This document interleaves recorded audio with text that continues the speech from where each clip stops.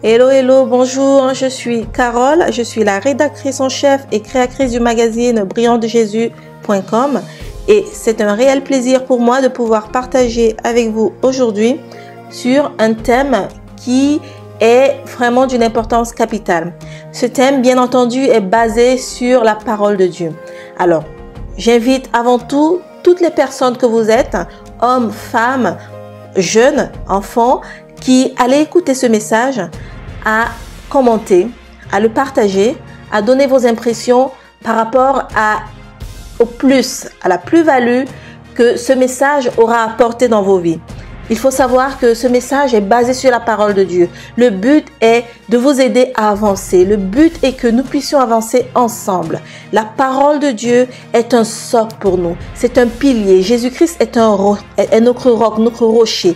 Alors, je vous invite véritablement à ne pas vous concentrer, non pas sur ma voix, mais à vous concentrer sur le message que je vous transmets aujourd'hui.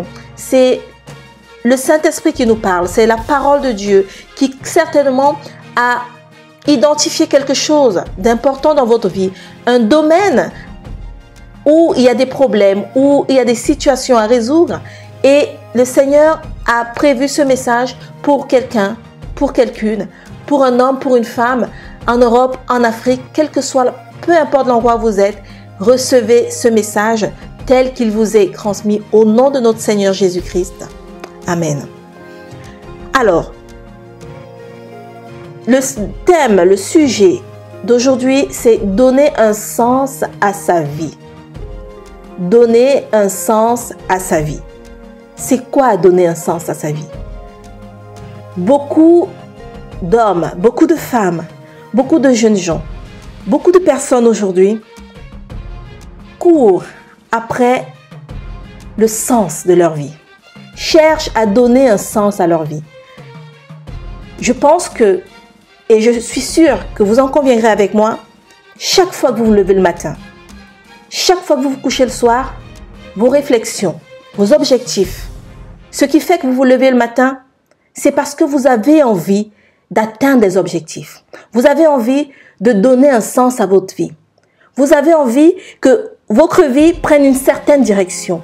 Vous avez des rêves, vous avez des objectifs et vous voulez les atteindre. Et ça, c'est ce qui signifie donner un sens à sa vie. Le but de tout être sur cette terre, c'est de donner un sens à sa vie. En d'autres termes, la parole de Dieu, on dirait vivre sa destinée. Et cela revient à quoi? Cela revient tout simplement à porter du bon fruit. Mais porter du bon fruit, cela ne suffit pas. Il faut encore que vous puissiez jouir de ce fruit au quotidien. Il faut que vous puissiez jouir de ce fruit tous les jours de votre vie jusqu'à votre mort. C'est important. Et c'est de ça dont il est question aujourd'hui. Mais pourquoi je parle de porter du bon fruit et de jouir de ce fruit jusqu'à la fin de vos jours? Parce que imaginez-vous qu'aujourd'hui vous avez un travail. Et puis, demain, vous ne l'avez plus. Aujourd'hui, vous êtes marié. C'était votre rêve.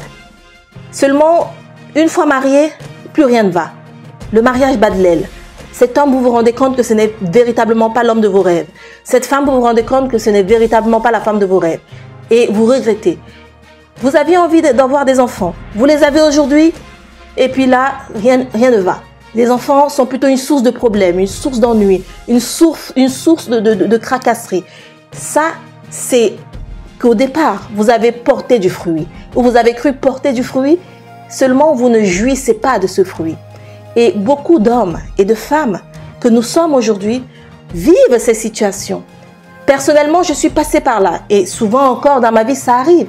Et certainement, ça arrive dans la vie de beaucoup d'autres. Mais il y en a aussi qui jouissent de leur vie. Il y en a aussi qui réussissent à donner un véritable sens à leur vie, qui réussissent véritablement à atteindre leurs objectifs et en jouir au quotidien. C'est de ça dont nous allons parler aujourd'hui. Voilà. Et pour parler de ce sujet, nous allons, comme toujours, nous appuyer sur la parole de Dieu. C'est notre base, c'est notre fondement, le fondement de toute chose. Et je vous invite tout de suite à écouter, si vous n'avez pas de Bible avec vous, ou à lire dans Jean 15 au verset 5. Je vais lire pour nous. Jean 15, verset 5. Moi, je suis la vigne, vous les sarments. Celui qui demeure en moi et moi en lui, celui-là porte beaucoup de fruits.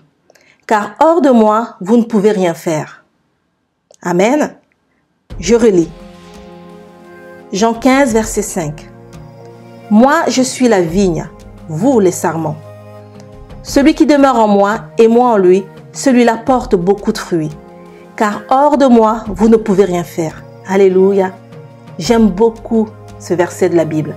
C'est un verset sur lequel je me suis longtemps appuyée et je continue de m'appuyer, même aujourd'hui, dans beaucoup de domaines de ma vie pour pouvoir avancer, pour pouvoir m'appuyer sur Jésus et pouvoir porter du fruit. On a parlé de porter du fruit.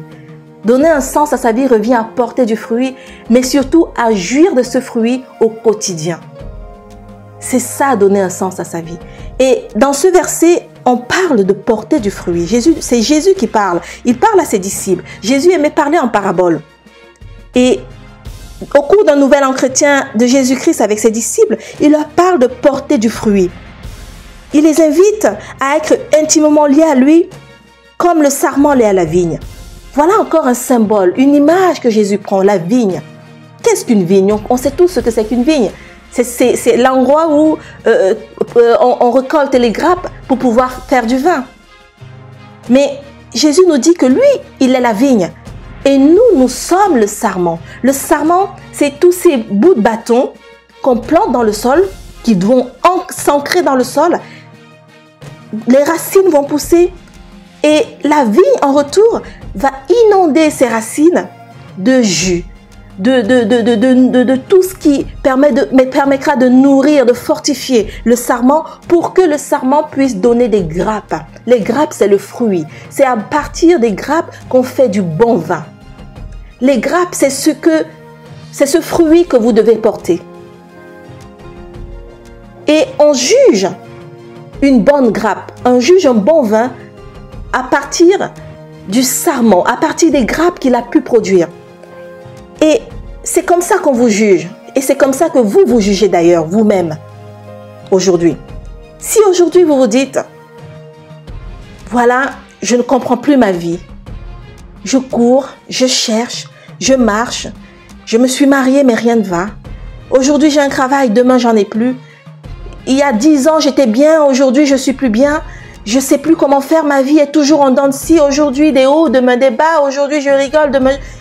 Certes, la Bible nous dit qu'il y a un temps pour rire, un temps pour pleurer, mais là, ça ne veut pas dire que vous allez continuellement courir après la réussite. Ça ne veut pas dire que vous allez continuellement courir après le bonheur. Non, non, ce n'est pas ça.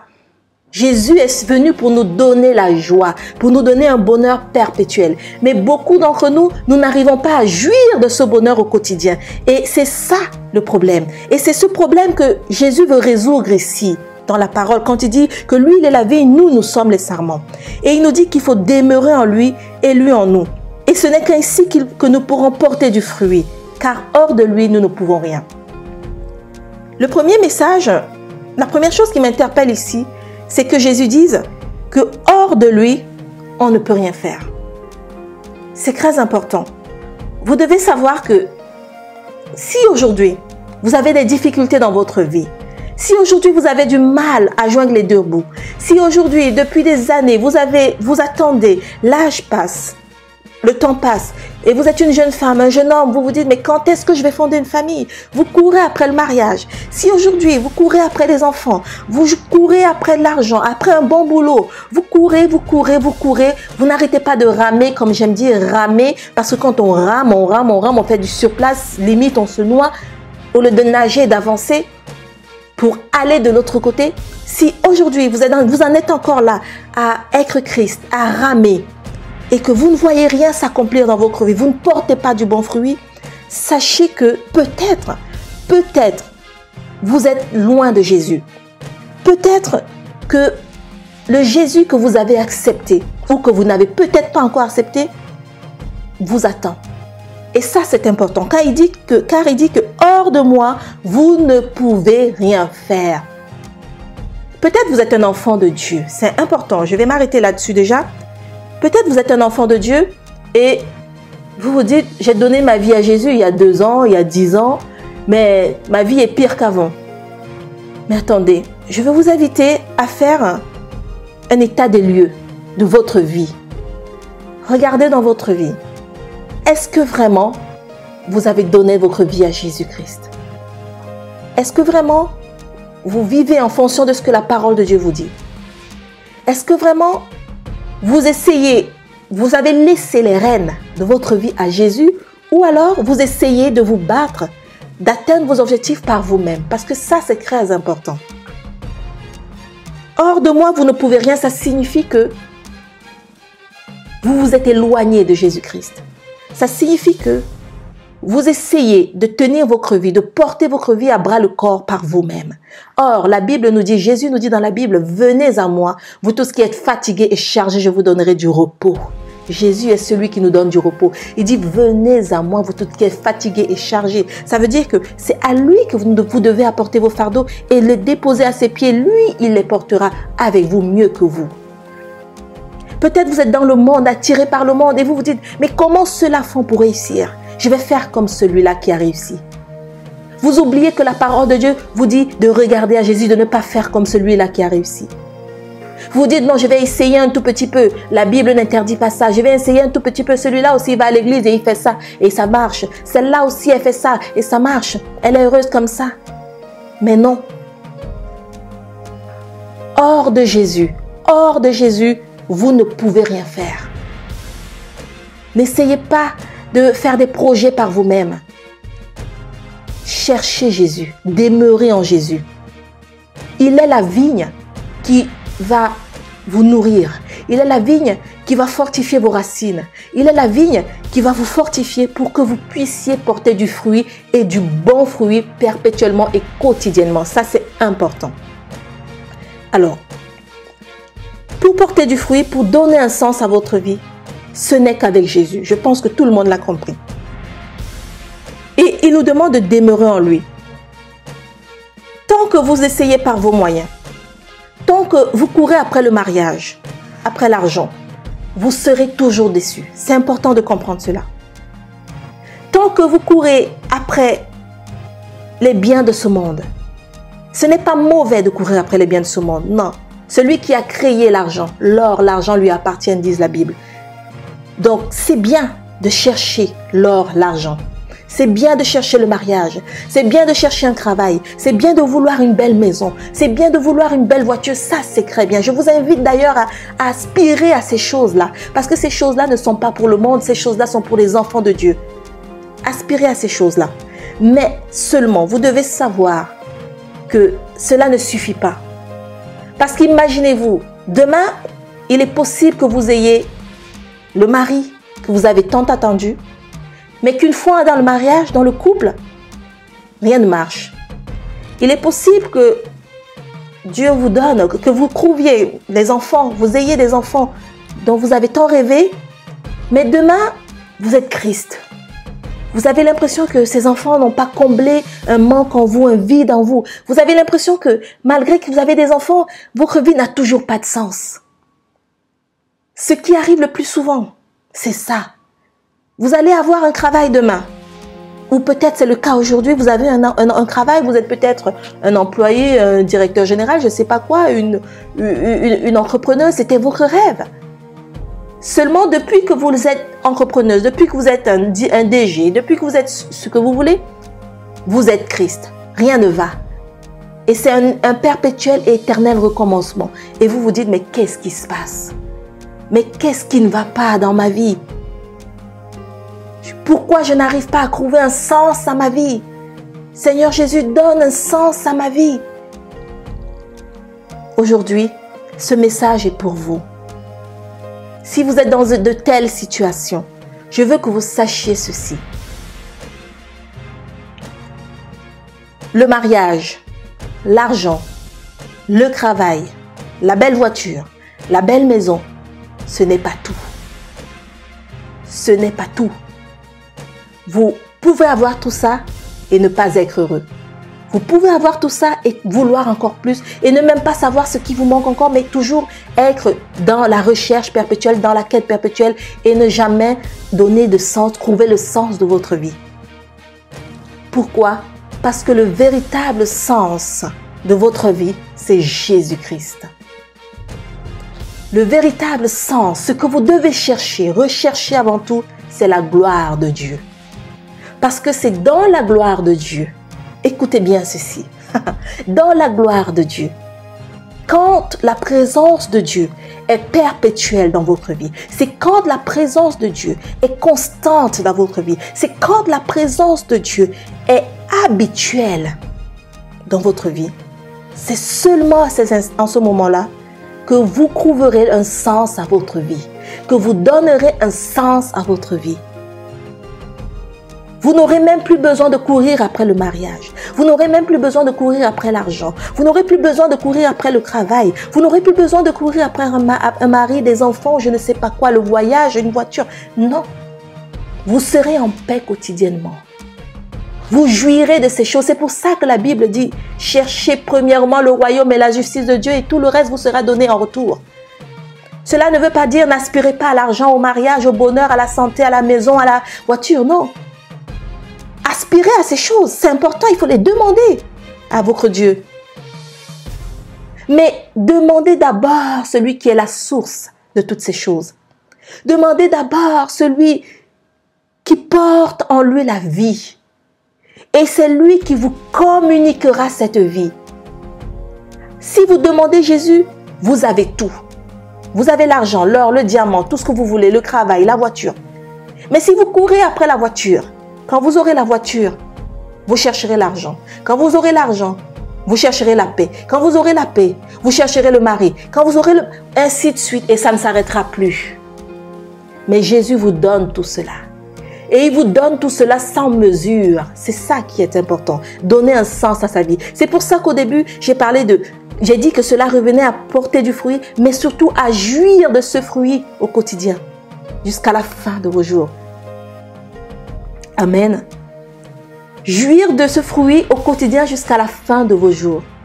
Parce que ce qui est important, c'est de savoir que non seulement Jésus va vous donner tout ce dont vous avez besoin, mais en plus, il va vous le donner sans mesure. C'est pour ça qu'il dit que celui qui demeure en moi et moi en lui, celui-là porte beaucoup de fruits. Si on va plus loin dans le verset 7, je vais lire pour nous, dans Jean 15, verset 7, il dit, « Si vous demeurez en moi et que mes paroles demeurent en vous, demandez ce que vous voudrez et vous l'aurez. » Je ne sais pas si vous avez compris. C'est puissant. C'est un secret, ça. C'est vraiment puissant. Si vous demeurez en moi et que mes paroles demeurent en vous, demandez ce que vous voudrez et vous l'aurez. Qu'est-ce que cela signifie? Cela signifie tout simplement que pour demeurer en Jésus, parce que c'est bien beau de dire demeurer, demeurer, mais beaucoup ne le comprennent pas. Demeurer en Jésus, ça signifie quoi?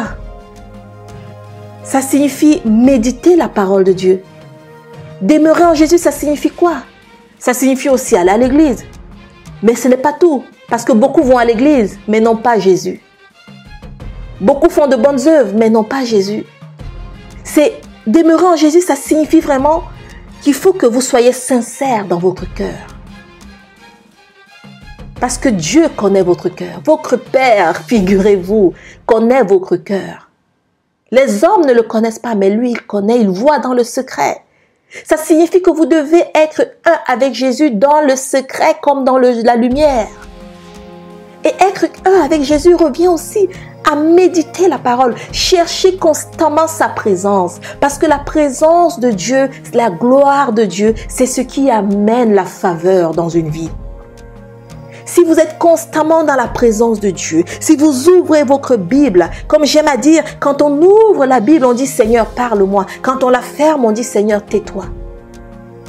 Si vous dites Seigneur, tais-toi tous les jours, vous ne pouvez pas porter du bon fruit. Vous ne pouvez pas recevoir la gloire de Dieu parce que le Seigneur se manifeste par sa parole. La Bible dit qu'il est sa parole et sa parole est lui. Si vous ouvrez votre Bible, vous dites Seigneur, parle-moi, il vous parlera. Il vous parlera, pardon. Il vous guidera, il vous inspirera par des songes, par des chants, par des prophéties. Il vous inspirera par des idées. Il vous donnera les meilleures idées pour entreprendre. Il vous donnera les meilleures idées pour vous marier. Il fera toutes ces choses. Il inondera votre maison de bonheur. Il inondera votre vie de joie. La belle voiture qu'il vous offrira, il n'y aura plus de tracasserie avec cette voiture. Mais si vous faites le contraire, vous achèterez une voiture demain, cette voiture sera une source de problèmes. C'est ça qu'il faut comprendre. C'est la différence entre celui qui demeure en Jésus et celui qui a des biens mais ne demeure pas en Jésus-Christ. Celui qui demeure, celui qui a des biens et demeure en Jésus-Christ, ses biens sont une source de joie perpétuelle. Celui qui a des biens et ne demeure pas en Jésus-Christ, ses biens sont pour lui une tombe. Je répète, c'est important. Amen. Celui qui a des biens et vit loin de Jésus-Christ, n'a pas Jésus dans sa vie, a une source, ses biens deviennent une source perpétuelle de malheur, une tombe pour lui. Mais celui qui a des biens et vit en Jésus-Christ, ses biens sont une source perpétuelle de bonheur. La Bible dit que Jésus est la source. La source, c'est la source qui arrose. Il arrosera perpétuellement et continuellement votre vie. Vous devez comprendre cela, c'est important. Si vous demeurez en moi et que mes paroles demeurent en vous, demandez ce que vous voudrez. Si vous avez en vous la gloire de Dieu, si tous les jours vous cherchez la face du Seigneur, si tous les jours vous priez, croyez-moi, mes frères, mes sœurs, vous pouvez demander ce que vous voudrez, vous le recevrez. Et il vous donnera au centuple au-delà de ce que vous avez demandé. Je le crois véritablement. C'est important. Pour aller un peu plus en profondeur dans ce message et pour approfondir par rapport à ce que je viens juste de dire, nous allons lire dans Jean 4, versets 13 à 14. Jean 4, au verset 13 à 14, Jésus dit, je lis pour nous, Jésus répondit et lui dit, quiconque boit de cette eau aura encore soif. Mais celui qui boira de l'eau que moi je lui donnerai n'aura plus jamais soif. Alléluia. Amen. Merci Seigneur Jésus. Quiconque boit de cette eau aura encore soif. Si vous courez perpétuellement après le mariage, vous courrez encore après le mariage, même étant dans le mariage. Si vous courez perpétuellement après une voiture, mes frères, mes sœurs, vous allez continuer toute votre vie à courir après une voiture.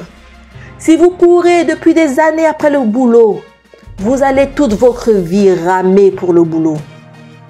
Vous aurez un boulot, vous n'aurez jamais la paix après le boulot. Vous aurez des enfants, vous n'aurez jamais la paix après les enfants. Vous aurez ceci et cela, vous n'aurez jamais la joie après ceci et cela. Votre vie sera continuellement et perpétuellement en dents de scie. Et ça, ce n'est pas le but. Vous aurez encore soif si vous courez, si vous buvez de cette eau-là. Cette eau-là, c'est quoi? C'est ce dont on vient de parler. La quête pure et simple des biens matériels, du mariage, des enfants, de l'argent, du voyage, d'une situation, d'une stabilité. Même quand bien même vous aurez cela, vous n'aurez rien. Vous demanderez toujours, mais qu'est-ce qui ne va pas dans ma vie? Mais pourquoi je fais ça, mais ça ne marche toujours pas? Mais pourquoi moi j'essaye ça, mais ça ne donne pas? Mais pourquoi moi je suis mariée, mais je ne suis pas heureuse ou heureux? Mais pourquoi mes enfants à moi ne sont pas comme les autres enfants? Mais pourquoi, mais pourquoi, mais pourquoi? Mais celui qui boira de l'eau que moi je lui donnerai, alléluia, n'aura plus jamais soif. Jésus ne donne pas de l'eau à ceux qui sont dehors. On reçoit l'eau de Jésus, l'eau qui est Jésus. Jésus est l'eau. Le Saint-Esprit représente l'eau dans la parole de Dieu. La source d'où coule toute chose, la paix, la joie, le bonheur, la santé, la prospérité, le mariage, tout ce que vous recherchez. C'est ça l'eau que donne Jésus. L'esprit de vie. Si il dit que, mais celui qui boira de cette eau, celui qui demeurera en lui, c'est encore ce que cela signifie. Celui qui demeurera en lui. C'est-à-dire boire de cette eau. Parce que quand vous demeurez en Jésus, vous buvez les paroles de vie de Jésus. Vous buvez la parole de Dieu. Vous mangez la parole de Dieu. La parole de Dieu habite en vous. Cette semence produit du bon fruit en vous. Et c'est ainsi qu'il dit que moi je lui donnerai, l'eau que moi je lui donnerai, pardon, il n'aura plus jamais soif. Jésus vous donnera au-delà de ce que vous cherchez. Ce qui arrive souvent, en fait, c'est que beaucoup cherchent. Je prends un exemple, le mariage. Vous vous dites, je veux me marier. Je veux un homme, je vais épouser un blanc. Prenons un exemple, je vais épouser un blanc. Dès que vous êtes marié au blanc, rien ne va. Parce que vous pensiez que c'était ça ce que vous vouliez en fait. Mais peut-être c'est parce que vous avez été frustré lorsque vous étiez marié à, je sais pas, un Chinois, un Noir. Et maintenant, vous vous dites, non, maintenant, il me faut un blanc. Vous vous dites, je veux avoir de l'argent. Et vous vous dites, il me faut un homme pour avoir de l'argent. Pour avoir le confort dont je rêve. Parce que vous venez d'une famille très pauvre. Et vous pensez que c'est un homme qui va étancher cette soif. Mais Jésus vous dit que lui, il connaît votre véritable problème. D'ailleurs, dans ce qu'on vient de lire, dans le verset de Jean 4, 13 à 14, permettez-moi de revenir là-dessus. C'est important pour ce que je suis en train de dire.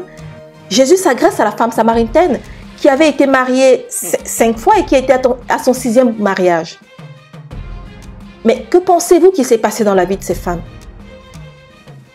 Cette femme, moi, je vais vous dire ce que je pense, ce que la Bible, selon moi, me dit. Elle n'a pas cessé de courir après quelque chose. Mais jusqu'à son 5e, 6e mariage d'ailleurs, elle ne trouve pas la solution. Elle multiplie les conquêtes, les mariages, le concubinage, je ne sais pas. Jésus parle de Marie. Et rien n'y fait. Pourquoi? Et c'est Jésus qui lui révèle son problème. C'est important. Jésus connaît votre problème. Vous pensez que peut-être votre problème, la solution à votre problème, c'est le mari. Vous pensez peut-être la solution à votre problème, c'est le travail, c'est le voyage, c'est tel pays. Mais Jésus, lui, connaît la solution à votre problème. C'est ça que vous devrez comprendre. C'est là que je veux vous amener pour que vous sachiez que le seul moyen de donner un sens à votre vie, c'est en donnant votre vie à Jésus. C'est en demeurant en Jésus. C'est en demandant au Père de manifester sa gloire dans votre vie. C'est en méditant sa parole jour et nuit. C'est en priant, en cherchant sa face. En s'asseyant au pied du Père. C'est comme ça seulement que vous donnerez un sens à votre vie. Parce que lui, il connaît votre véritable quête. Et il est le seul capable d'étancher la soif que vous avez. Car il dit que lui, il vous donnera de l'eau et vous n'aurez plus jamais soif. Amen. L'eau que Jésus vous donne, nous donne et vous donnera, sera pour vous une source de vie perpétuelle. Non seulement Jésus vous fera porter du fruit, mais en plus, grâce à Jésus, vous allez jouir de ce fruit et rien ni personne ne pourra vous arracher, ôter ce que vous avez ou que vous aurez grâce à Jésus-Christ. C'est important. Amen. J'espère que ce message a touché quelqu'un. Je pense véritablement, je crois que ce message était pour quelqu'un, en tout cas pour moi déjà. Moi, il m'a touché. Et je vous invite, si ce message est pour vous aujourd'hui, je vous invite à le réécouter encore et encore à prendre un temps de silence, un moment de qualité avec votre Dieu et à faire cette petite prière. Seigneur Jésus, je te dis merci. Je te suis reconnaissante pour tout ce que tu as fait pour moi. Tu as dit que tu es venu pour que tes brebis aient la vie et qu'elles soient dans l'abondance. Seigneur, merci, parce que tout ce que tu dis est vrai. Seigneur, jusqu'à présent, je ne sens pas que j'ai la vie. Je ne sens pas que je suis dans l'abondance. Et ton message d'aujourd'hui, Seigneur, dans ce message, tu me dis que peut-être c'est parce que moi, je me suis éloignée de toi. Peut-être c'est parce que je cours après d'autres choses. Mes regards sont tournés ailleurs plutôt que vers toi. Seigneur, je suis faible, mais toi, tu es fort. Fortifie-moi. Montre-moi le chemin. Illumine-moi. Je m'appuie sur toi à cet instant. Je crie vers toi, Seigneur. Ta parole dit que le juste crie à toi et tu l'en délivres toujours. Viens, Seigneur, ôter la paille et la pourpre qu'il y a sur mes yeux pour que je voie ce que tu veux que je voie. Viens, Seigneur, habiter dans ma maison. Tu dis que le Père et toi, vous arrivez, vous frappez. Si quelqu'un ouvre, vous souperez avec lui. Viens, Seigneur, frappe à la porte de ma maison et laisse-moi ouvrir la porte. Aujourd'hui, j'ouvre la porte. Touche mon cœur, touche ma vie. Colonise tous les domaines de ma vie. Prends le contrôle de tous les domaines de ma vie. Purifie ma vie. Sanctifie ma vie. Glorifie ton nom dans ma vie. Que ce ne soit plus moi, mais toi qui agisses. Que ce ne soit plus ma parole, ma volonté, mais ta volonté, Seigneur. Mon Dieu, je te donne mon corps. Je te donne mon cœur. Je te donne mon âme. Je te donne mon esprit. Je te livre tout. À tes pieds, je dépose. Je suis fatiguée de porter. À tes pieds, aujourd'hui, je dépose tout. Aide-moi, Seigneur. Montre-moi le chemin. Saint-Esprit, guide-moi. Fais que j'atteigne les objectifs que toi-même tu m'as fixés. Toi qui connais ma vie. Toi qui sondes les cœurs, qui sondes les reins. Conduis-moi là où il y a mon véritable bonheur. Conduis-moi là où il y a mon véritable accomplissement, le véritable accomplissement de ma vie. Donne un sens à ma vie, Jésus. Je te reçois encore aujourd'hui comme seul Seigneur et Sauveur. Et je veux vivre, Seigneur, ta présence jour et nuit. Je veux marcher en t'honorant. Je veux marcher en étant complètement enveloppé de ta présence jour et nuit. Que ma maison, ma voiture, mes biens, mes enfants, ma famille, mes amis, mon travail, toutes ces choses, Seigneur, respirent ta présence au nom de Jésus. Amen. Merci, Seigneur. Merci, Seigneur. Amen. Seigneur, je te remercie pour ceux qui ont écouté ce message. Et je prie qu'ils soient puissamment bénis par ce message. Bénis soient tous ceux qui sont là en ce moment pour écouter ce message. Et je crois véritablement que, comme moi, vous êtes bénis. Je vous invite à partager ce message si cela vous a plu. Soyez bénis et à très vite pour un prochain message. Ciao, ciao.